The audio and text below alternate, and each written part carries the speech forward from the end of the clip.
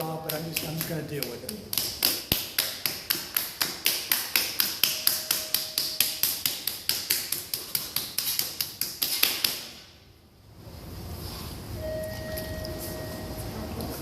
Okay, this one I'm going to collapse. So I still need to do a good job.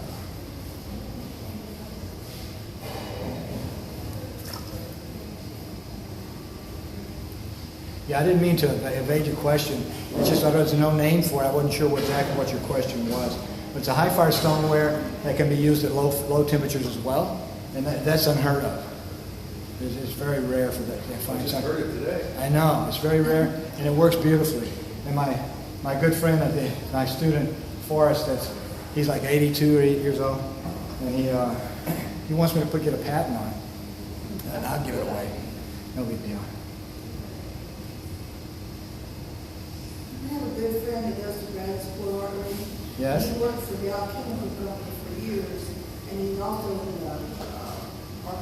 they do a lot of the excavation of the old home sites and stuff.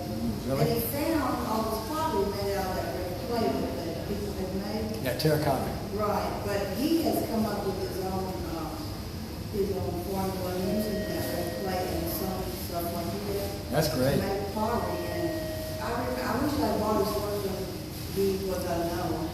Yes. Because things that I look at and say, that's a little expensive, $40. Now he's selling for $300, $400, $500. Yeah, that's what I'm doing right now. So you need to get my pieces before they. I'm doing the same thing. I'm the best kept secret in Texas. Just wait till my dad gets out, you know. I don't really promote myself. I try to be a little more humble than that. My whole idea is that possibly somebody else will promote me. It never hasn't happened, except Darlene. Darlene did. I appreciate it. It's so nice. That was very good for my ego to be asked to come here and give the demo. I do appreciate it. We appreciate you. I find you doing that. It's mesmerizing, isn't it? Well, it is. It's also fun to do. I mean, what's that? Patrick Swayze to show up. Oh, I know Demi Moore calls me all the time, and I keep telling her I don't have time. I gotta get some work done. But every once in a while, I let her come over. You know. What amazes me is when I opened the door for you to come in, I kept thinking it's going to be everywhere. How are we going to keep this from spreading? Because I have a kick wheel, and when I forgot to make a mess. I mean, it's all over me. Oh, well, I've learned over the years how to be more mindful of what I'm doing. Your mind's here. I have students that work like this. They have their hand out here dripping on the floor as they're working. I'm going, pull your hand in. It doesn't have to be out there dripping everywhere. But yeah, it's after a while, it's like I've learned how to contain my mess. And usually, if I get clay on me, if the student has brushed up against me instead of getting myself dirty. But I never conquered it. I wanted to do it so bad, but it just eluded me. What's that? Oh, well, you need to have some instruction. This is not something you learn on your own. I did have a lady that I went to probably 40 years ago, but that was just one of those neighborhood things. And yeah, it's something I've always wanted to do, but now I'm old and got arthritis. I can't work those lungs anymore. Yeah, well, it's very difficult to learn this on your own. And the way I teach it, I taught the middle school students, so I'm very good at teaching it. I teach one step at a time. You only do one step. It's like you just center the clay. That's it. You ready for a grade? Give me a call. I'll come over and give you a grade. We'll move to the next step. You learn each step well. Then when you get to the end, you either hate it or you love it. You want to continue, but you can do it well. One of my friends said they can always recognize my students because they know how to center the clay. I said, whoa, you look at the students that has the clay centered like this. It's kind of unusual, especially beginning students. So can you teach somebody to do this like in a workshop in that much time? It's going to take a month for the classes? It takes longer than just a workshop. If you already have experience, I can sit down with you and we can tweak a few things, but it'd be very difficult in a workshop to teach this. It really would be. What's the preference of having a high or low temperature fire delay? Man, you can do more things with it. Which one? High fire? Both. I mean, it's like, there's tons of things you can do low fire, tons of things you can do high Tell me fire. what they are. Well, one is high fire stoneware, and that's what we have at least 60 different glazes we've mixed up that's ready to go in our Because glaze. your options for glazing are different. Yes. Yeah. Finishing the pot, how to finish it. At a low temperature, you can do, I'm experimenting with some, or have experimented with some alternative firing. Broadneck has done some, I've read his book.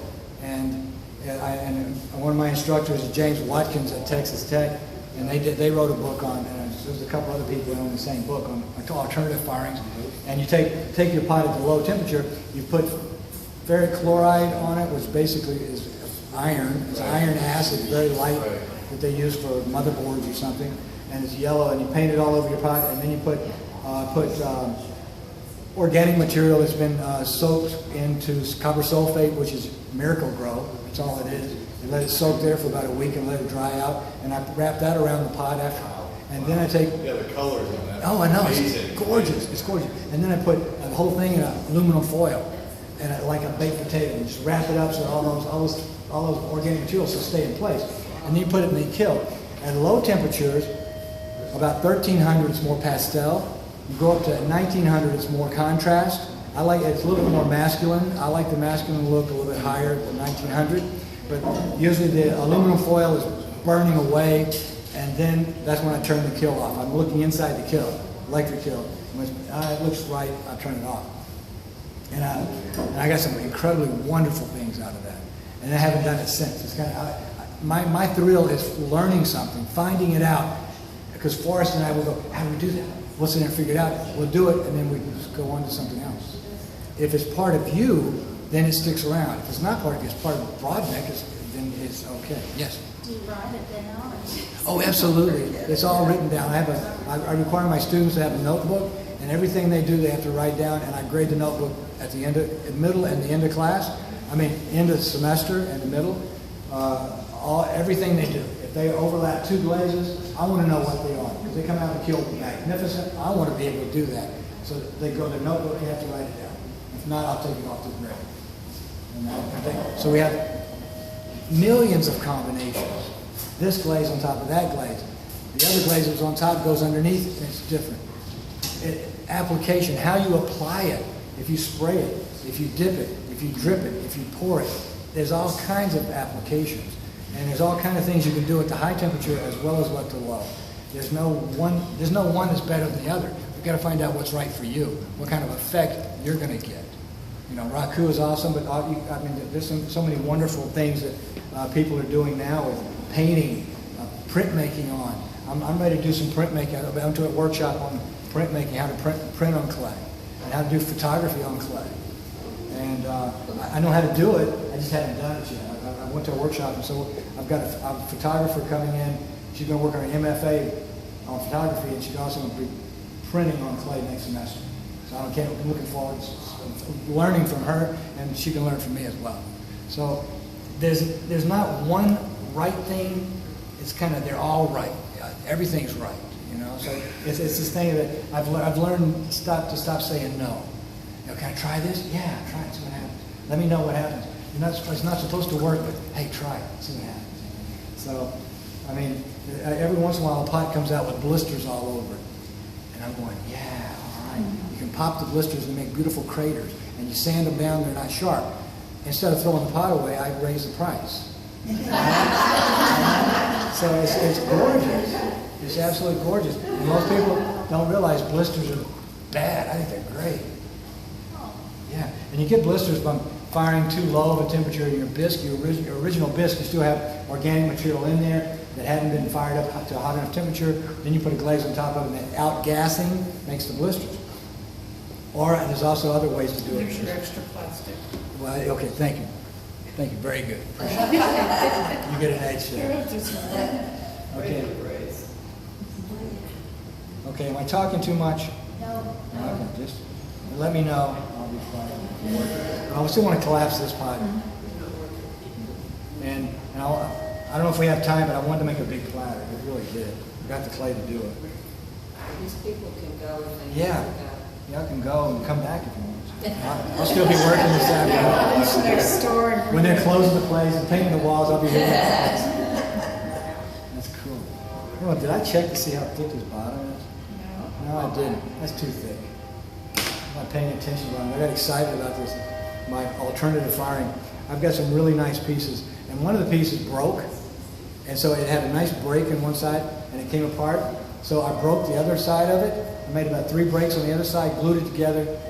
Turned out one looked like something came out of a museum. Yeah. They glued back together. J.B. Weld, love it. And especially with this real crude effect. It looks like a wood firing. Is what it looks like. I've had people look at the bottom of my pots and go, "This is not a wood firing because the bottom didn't get the wood, the ashes and stuff." And it's basically the alternative firing. It works out great. I got to bring that bottom down right now. I've already opened it, so I'm just having to push down to make a thinner bottom. That's how to make corrections. And the bottom's too thick. And I'm going to probably have to hand trim this pot because it's not going to be a symmetrical piece. I don't think. I'm not sure. Okay, this one, what I want to do, I'm going to pull this one up.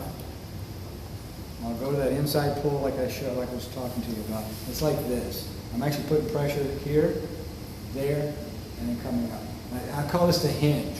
Like I'm hinging right here. The elbow's in, keeping it stiff, and I'm also lean into it if I need to. Okay? So I'm at the bottom, above the base, moving up with my finger. See, I forgot to put water on it. See, I put that water on just by touching, so I'm not drowning. You don't want to drown it. That's a mark of a beginner, just doing this. That's a beginner. I tell them, no, go a little professional. Let's don't drown the piece. Now I got to bail it all out. Because if you don't, the bottom of your pot becomes saturated with water and it cracks. That's how you get cracks in the bottom. I'm actually going to go to a regular pull just to try to move this on a little faster. See if I can do it with this thickness.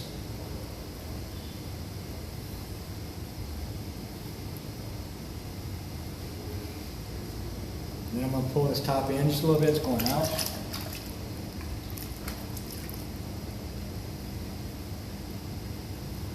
I'm just thinking about that Peter Volka's workshop that I went to.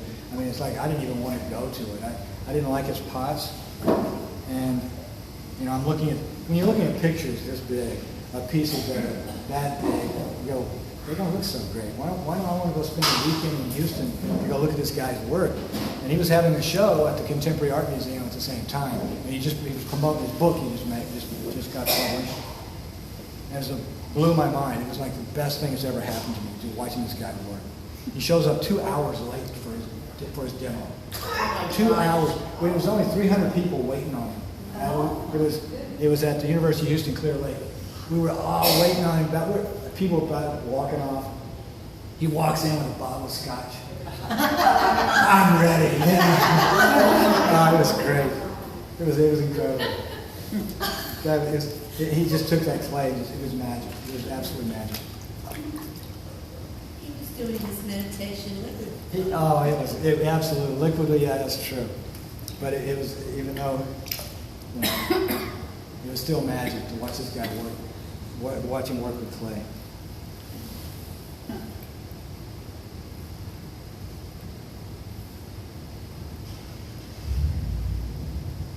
And he had his opening at the Contemporary Art Museum. I don't know how many pieces. He must have had 200 or 300 pieces there. I'm talking about pots that got away from you. He had platters on the wall. He had about 50 or 60 platters on the wall. And you could buy one, but there'd be like 10 different red dots on one platter. I'm going, what is that? He would actually make one and send it to you in that same vein that was on the wall for $1,000. Why didn't I do it? And that would have been incredible, just to have one of his platters. And now that they're going much more, I don't know exactly what. I'm sure they're going about 50 or 60,000 pieces. When you're young, you can't afford it anyway either. I couldn't. Not at that price either. I've done that before, actually. I went and got a loan and bought a piece of artwork, and I'm glad I did, but at the time I couldn't afford it. Was it Robert Reichenberg? Yes, a hometown person. Yeah, from Port Arthur. He's from Port Arthur. He was actually born and raised, born there, raised there. And he came back to town.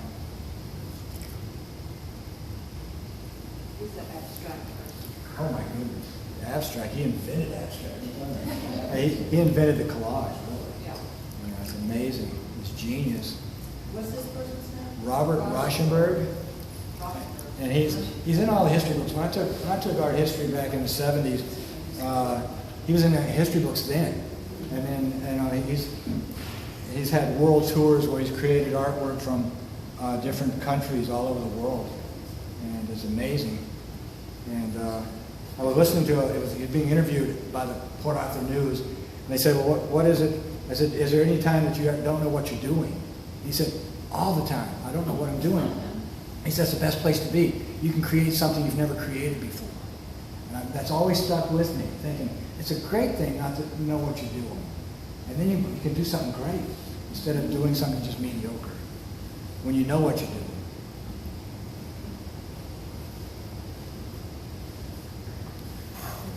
Do it. What's that? Just do it. Yeah, just do it. And my best pieces are pieces. Wasn't even a student. Is that on? It's on the film. Okay. What was I saying? No student did that. That's true. Okay. I need to pay attention to what I'm doing. I'm sorry. I'm getting caught up in stories. Yeah, Robert Reichenberg. He's one of the fathers of abstract expressions. Yes. Yeah, but he did it in collage. He would go around the block. Yeah, he would have to hit a one-man show at the Mill, and he owed a couple $1 million worth of taxes at the time, and they came in and confiscated 3 or 4 of his photographs Yes. instead of his big stuff, millions of dollars, and they confiscated his photographs. I'm going, whoa, that's a nice place to be. Okay, wait a minute. I want to get this thinner. If I'm going to collapse this one, I need to get it thinner. I'm not thinking about what it is. I'm sorry. Let me make it one more pull, make it a little bit thinner. I want it to collapse.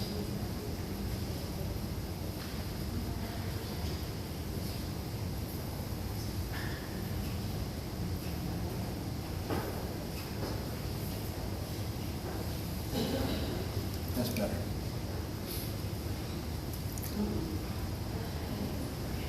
Better bail it out, get that water out of there. What size platter Oh. are you gonna make? See that bat on the floor back here? Uh-huh. That size. That's what I planned.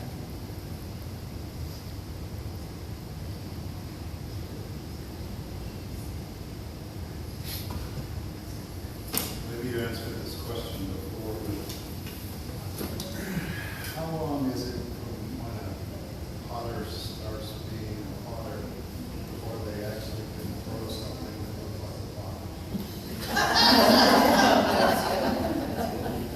I like what Lotus, I don't know if you know Lotus, she's one of my dear friends in Houston.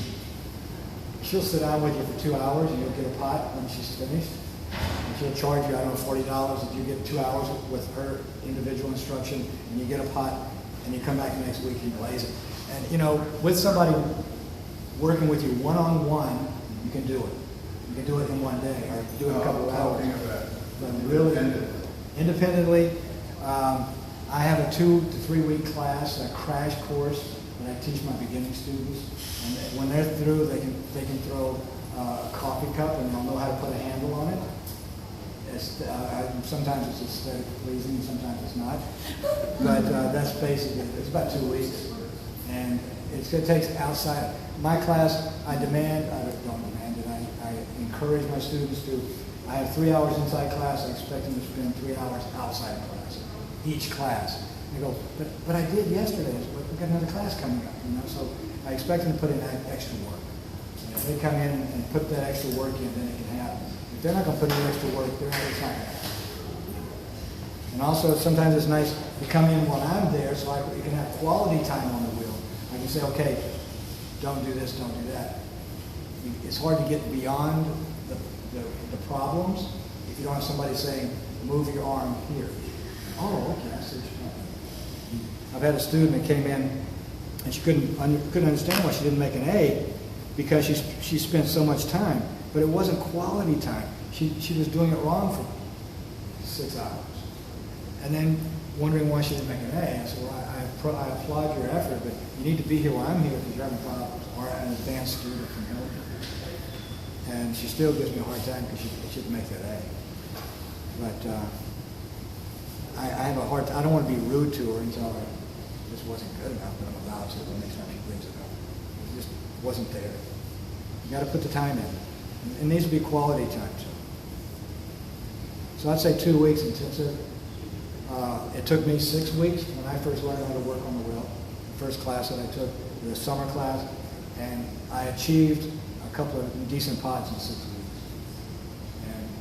And the rest of the class, some did, some didn't.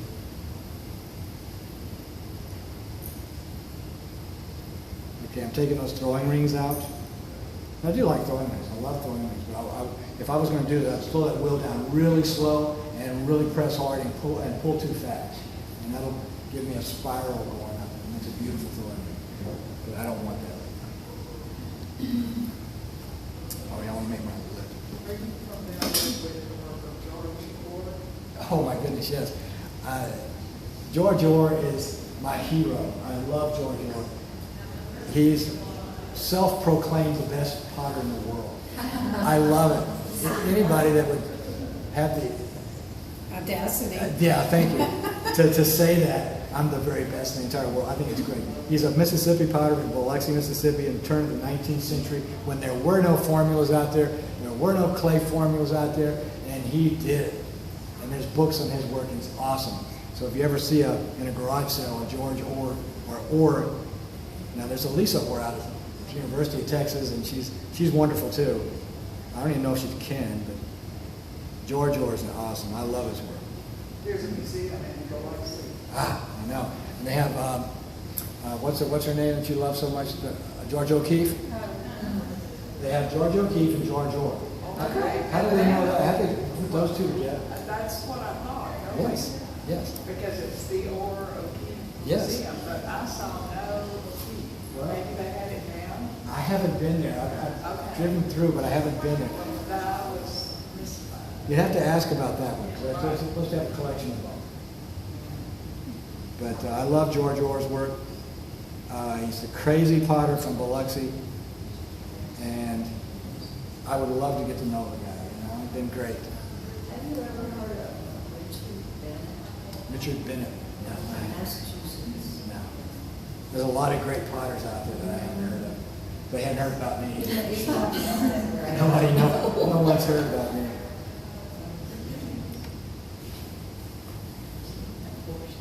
Oh, isn't it fun? It's just, You're still gonna collapse this? yeah, I'm going to collapse it. I wasn't going to put the porcelain on, but it's just too much fun. I know, it's like icing. It's like when you cook and you got to put your hands in it. Stephen Hill uses it a lot too. Yeah. Who's that? Stephen Hill. Oh, so yeah, Stephen Hill. Makes the pot look juicy. Juicy, absolutely. I like Stephen Hill. I've been to a couple of his workshops. I've got some formulas, and he's a great guy. His glazing system's amazing. I've copied him. Jealous. I know. I call it the octopus. And I got about 5 hoses hooked up to one air hose, and I can have 5 students spraying at one time. It's great. It's great. It was good. Works out really well. Yeah, he's a great guy. I'm trying to think what I need to do. Before I do this, I need to cut that little bit out of the bottom. I don't have to, but it'll look better. And sometimes when I'm making a round shape, and I can't do it right now, but I will actually put something at the very bottom to give me an edge at the bottom, so that I get this wall coming here, so when I curve, I hit it. Yeah. So instead of having 1 inch to 2 inches of straight wall that I can't get in there to, because you can't push against the base, you can put that angle in And sometimes I'll do it with my right angle, or just put it, just establish that angle. Then when you pull it out, bam, you hit that curve flows all the way to the bottom. I learned that just this year from, what's his name? Tom Coleman. He didn't say it. I just watched him and went, aha. Aha. Well, I noticed that you had done that on this one. Yeah. And it clicked in my head. Yeah. That's the way you would do it. And that's what I was watching. It's Tom Coleman. I don't know why he didn't like me. Tom Coleman didn't like me. I don't know why. I'm a nice guy. But I was with Forrest. I think he was having issues with his dad. He kept talking about his dad, this and his dad, that. And I guess because Forrest looked like his dad. I don't know. Maybe I look like his dad. I don't know. But he didn't care for me. But I sure like his pottery. His pottery's gorgeous. Okay, what I'm doing, I'm just going to put lines.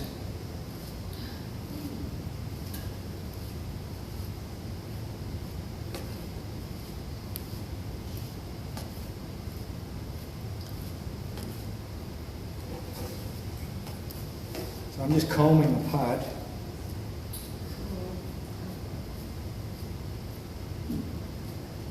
Put a little texture. Is that enough? I guess it's about enough.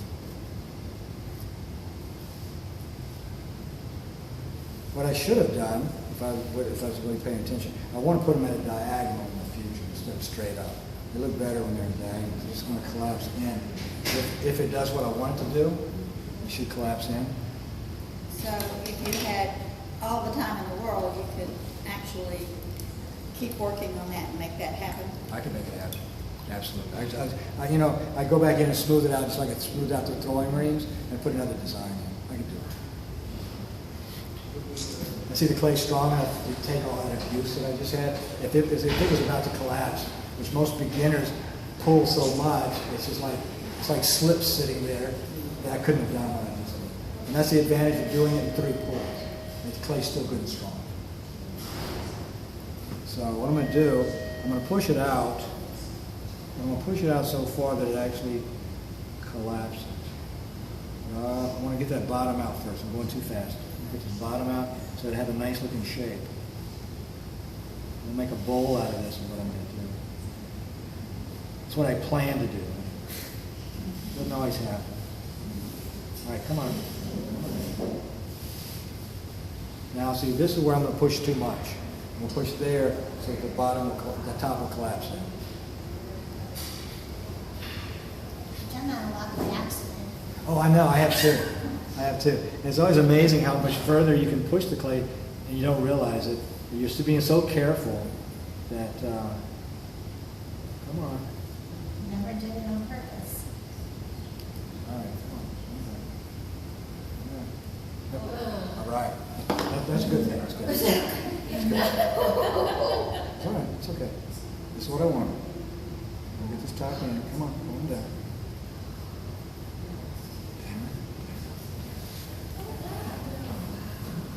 Now I'm going to seal it off. I'm going to got the rim on the bottom of the pot.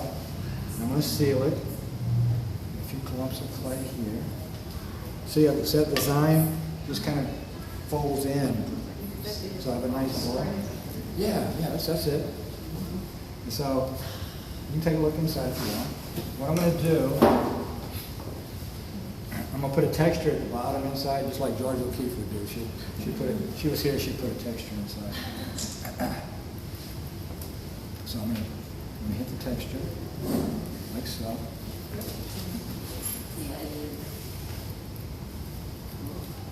There.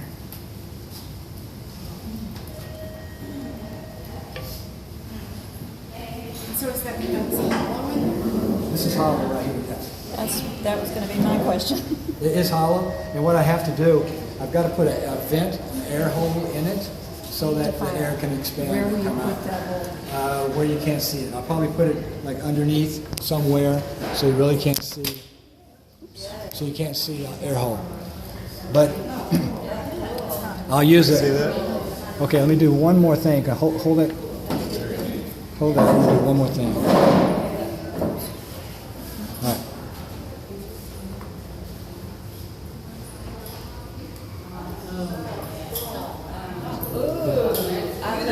make a spiral. Okay. So it's, Everybody see that okay?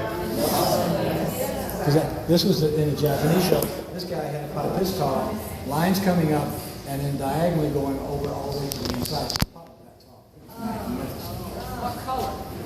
Oh, it's just tan.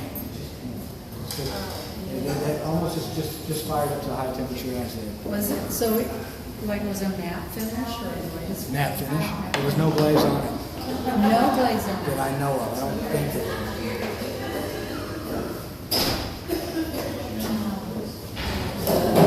don't have time to make a platter? Yeah. Do it? Oh, yeah. I have no problem with it making a platter. Yeah, it's a little bit more exciting. And what I want to do, what I'm doing, I'm cutting it off. I put water right there, and then I drag the water through. Just want it all. It helps spin the clamp. It doesn't stick as easily. I've only been in this area for about a month. I don't have my pottery studio set up yet. Way overnight. And then I'm doing this. Let's get it at 8, I think.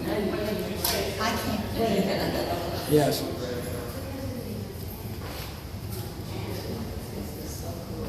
Did you make those handles or are they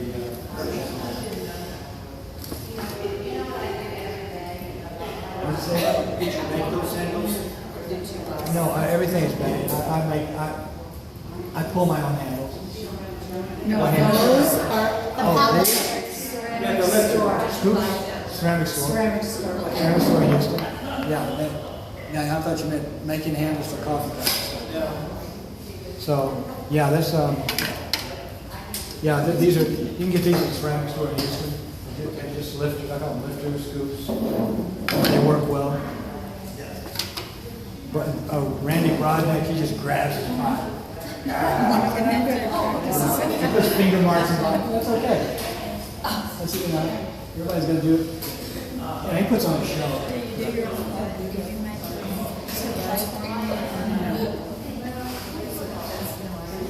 You have to have a room.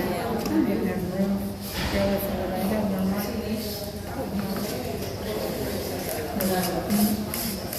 Yeah, this one I couldn't have a mess on this one. What do you do with water? We got their name tags on. I use it as a starter batch for the next batch of clay that I make. You have something with that? I'll leave it in this. I'll leave it in here, and I'll take it home. I'll empty the water off the top, and it goes in the recycle barrel, and then it's a starter batch for the next clay. Every bit of it gets reused.